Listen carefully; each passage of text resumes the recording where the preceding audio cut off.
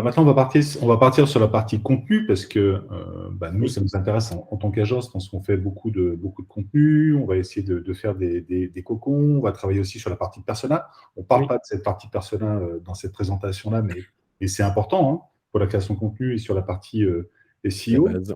Pareil sur la partie conversion, hein, le SEO est aussi important pour amener vers les bonnes pages, hein, les pages de conversion. Et puis toute cette partie marketing automation qu'on fait, mais pour le coup qui n'est pas du SEO. Alors, ce qui va nous intéresser, c'est vraiment qu'est-ce qui compte vraiment en SEO. Donc, Alexandre, je te passe la parole sur la oui. partie intention de recherche. Alors oui, effectivement. Alors d'ailleurs, peut-être que la slide d'après aurait été préférable de la mettre juste avant, parce qu'en fait, on recherche les mots-clés dans un premier temps, puis après, on regarde l'intention de recherche, mais peu importe. Du coup, tu préfères la faire peut-être, Comme Christophe, tu en veux, préalable? c'est toi qui décides. Peu importe, bah, écoute, si tu veux, oui, en effet, tu as raison. Dans le principe, c'est peut-être mieux de partir sur cette partie mots-clés et on rejoint, et je vais le faire très rapidement parce que je vois que le temps tourne très vite. En effet, on va quand même à la base partir de nos personas et on va se mettre dans leur peau et essayer de réfléchir à ce qu'ils recherchent réellement sur Internet. Pas ce que nous, on a à vendre, mais eux, ce que eux recherchent. Donc, il faut se mettre dans une logique basée sur la demande beaucoup plus que sur l'offre. L'internaute a finalement pas forcément grand-chose à faire de qui vous êtes et de ce que vous faites. Par contre, il veut qu'on résolve son problème. Et donc, on va pouvoir utiliser des outils comme ceux qui sont là, qui vont nous aider, mais à un moment, on peut aussi tout simplement, si on n'a aucun outil, utiliser notre cerveau, nos commerciaux qui sont en relation directe avec nos clients au jour le jour pour trouver les bons mots-clés. Ouais. Et en effet, à partir du moment où on a ce listing de mots-clés, on va devoir se poser la question qu'est-ce que l'internaute attend en échange de ce mot-clé, mais aussi et surtout ce que Google attend, puisque en fait Google essaye de catégoriser en fait chacune des expressions pour les mettre dans une des 4 grands blocs que va nous présenter Alexandre.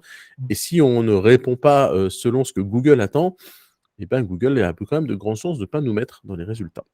Exactement. Donc, du coup, en fait, ce qu'il faut bien comprendre, c'est qu'une fois qu'on a cette liste de mots-clés, il va y avoir une intention derrière, en fait. Donc là, je les ai catégorisés. Alors, ce n'est pas les catégories officielles, comme tu le disais Ah, très bien si, déjà tout à l'heure. j'ai vérifié, c'est moi qui ai fait l'erreur hier soir, c'est bien Ah, les 4 catégories officielles de Google, bon, donc bah, c'est du coup, parfait. alors, voilà. Alors, du coup, il y en a 4 ici. Donc, il y a savoir, aller, faire, acheter. Et en fait, ce qu'il faut bien comprendre, c'est que si jamais vous créez un contenu, que vous vous trompez d'intention de recherche, eh bien, en fait, ça ne va pas fonctionner pour vous. Je vais vous donner un exemple concret. Par exemple, si vous tapez, encore une fois, tarte au citron, eh bien, quand on tape tarte au citron, l'intention de recherche derrière, c'est de faire une tarte au citron. Donc, du coup, on va s'attendre à avoir une recette de tarte au citron. Par conséquent, si jamais vous vous lancez dans la rétrospective historique de la tarte au citron, voilà, ça va servir à rien, puisque finalement, l'intention de recherche ne sera pas celle-ci, en fait.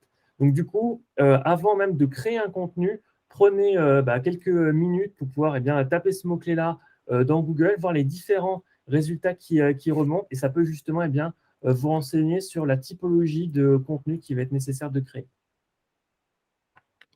Et faites attention, ce que dit Alexandre, j'adore, parce que pour moi la réalité est à l'écran.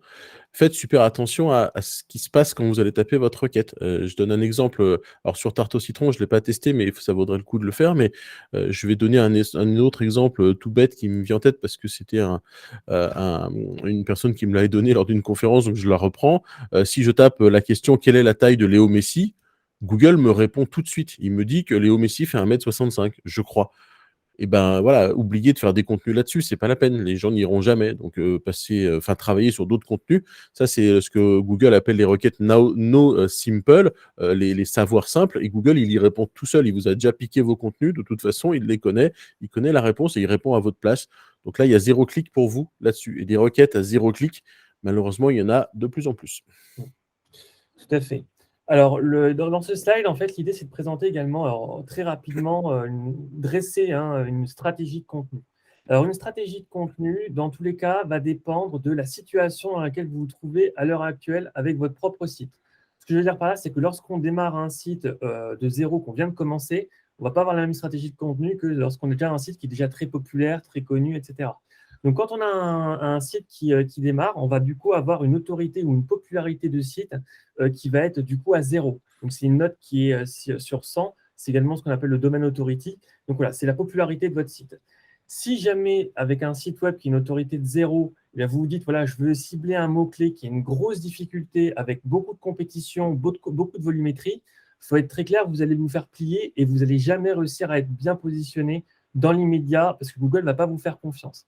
Donc, la meilleure manière de faire quand on a un site qui est en démarrage, c'est de faire en sorte justement de cibler ce qu'on appelle des mots qui vont être des mots long train. Donc, ça va être des mots qui vont être un peu plus longs, qui vont avoir un volume de trafic beaucoup plus faible et par contre qui vont être très ciblés.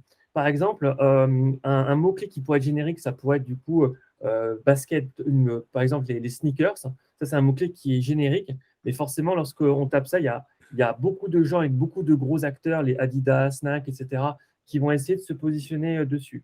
Par contre, lorsqu'on part sur de la longue traîne, donc du coup sur sneakers blanches, taille 44, femmes, etc. Bref, alors là, je vous donne un exemple de produit, mais ça pourrait être un exemple également pour un article de blog. Bref, plus c'est précis et plus c'est détaillé, moins effectivement, il y a des gens qui vont taper ce mot-clé-là en question. Par contre, ceux qui vont taper ça, eh bien, finalement, ils vont arriver sur un contenu qui va être ultra pertinent pour eux. Et d'ailleurs, d'un point de vue de la conversion également, c'est souvent beaucoup plus élevé également. Donc, du coup, la bonne stratégie, c'est quand on démarre avec un site web, c'est de faire en sorte de cibler du coup un mot-clé, des mots-clés qui vont être tendance à être long train, donc avec une volumétrie faible, parce que dans un premier temps, de toute façon, on n'a pas vraiment le choix. Donc, l'objectif, c'est de faire venir ses premiers visiteurs. Une fois qu'on commence à avoir ses premiers visiteurs, finalement, Google va avoir un peu plus confiance dans votre site. Donc, votre autorité de site va grimper gentiment. Alors, il y a aussi des questions de backlinks. On pourrait y revenir après par la suite. Mais du coup, en faisant ça, du coup, on gagne de la confiance. Vu qu'on a un peu plus de confiance, on va pouvoir cibler des mots-clés qui vont être plus difficiles et donc avoir un peu plus de monde qui va venir sur le site, etc., etc. En fait. Et donc, du coup, ça se fait vraiment de manière au fur et à mesure. Et peu importe, alors bien sûr, plus vous êtes dans un secteur qui est compétitif, plus ça va être important de faire ça. Moi, par exemple, avec ma propre agence, quand j'ai commencé, des agences, il y en a plein, il y a beaucoup également de contenu sur le SEO. Bien sûr, je ne pouvais pas directement arriver sur des mots-clés ultra difficiles, ultra compétitifs, parce que du coup, je n'aurais pas pu me positionner correctement. Donc, du coup, j'ai vraiment, moi, j'appelle ça racler le web avec justement des requêtes sur lesquelles d'autres personnes, d'autres acteurs ne se positionnaient pas, ce qui permet de gagner de la confiance au fur et à mesure, de faire monter son autorité, et on y va progressivement. Juste peut-être un mot sur la création de contenu et sur les intentions de recherche. L'idée, c'est peut-être de construire des contenus pour chaque type d'intention de recherche. Sur un site internet, on va avoir un blog qui va être peut-être de l'évangélisation pour des gens qui ne savent pas forcément ce qu'ils recherchent, jusqu'à la page de vente où les gens vont venir acheter le produit. Et chaque type de contenu se travaille différemment, mais est complémentaire de tous les autres contenus. Absolument. L'idée, c'est... Ouais, non, nous, c'est souvent ce qui s'appelle le tunnel de l'information. L'idée, c'est de venir chercher les gens quand tu es aux premières étapes où ils sont pas matures du tout sur leur recherche. Ils ont aucunement une carte bleue à la main, donc on va essayer de leur amener du contenu informationnel et on va petit à petit les rentrer dans l'entonnoir et faire en sorte qu'on leur fournisse des contenus pour chacune des étapes de leur acte d'achat. Alors qu'on parle d'un e-commerce ou d'une génération de leads pour un SEO B2B, c'est le même principe. Dans tous les cas, au départ, on va devoir, et on en revient à l'EAT, finalement, on va montrer notre expertise via des contenus purement informationnels, où on va prouver de l'expertise, prouver de l'expérience, prouver de la compétence, et puis petit à petit, on va aller donner pour chacune des bonnes requêtes qui vont bien, les contenus qui vont être ceux qui vont finir par vendre. Et on sait que c'est à force d'avoir été en contact finalement avec nous que les prospects vont prendre confiance en nous et la vente se fait forcément pas le premier jour. Donc, il faut qu'on ait plusieurs points de contact au fur et à mesure de ce tunnel, de cet entonnoir de l'information. Ok.